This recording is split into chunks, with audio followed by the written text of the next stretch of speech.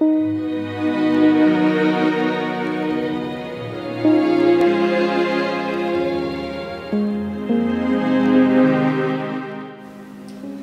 take a moment and talk about some of the laboratory tests that we do during pregnancy.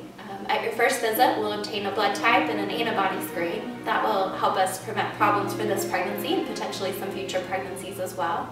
We'll check a blood count, which can help us to look for anemia caused by iron deficiency or some other less common causes as well. We'll also check to make sure that we're still immune to rubella, which is a vaccine that many people get as children but can wear off and can cause problems for the pregnancy if we're exposed and not immune. We'll check for infection with things like hepatitis B and syphilis that can also cause problems during pregnancy. HIV is considered one of the standard screening tests for pregnancy, although some women do choose to opt out and not receive testing.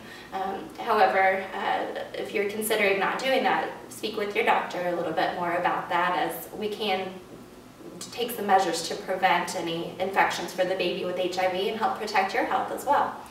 Some of the optional tests that women may choose to get or not get include things like cystic fibrosis.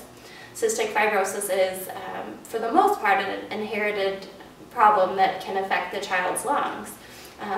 The way that we test is to test you or mom for several of the common mutations that can cause cystic fibrosis.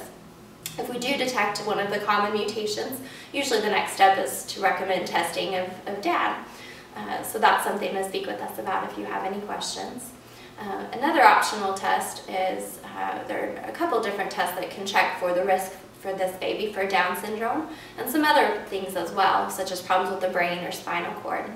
One of the ways that we test for that can happen very early in pregnancy with some special measurements and early ultrasound as well as some blood levels. Another option is to check just blood work a little bit later in pregnancy as well.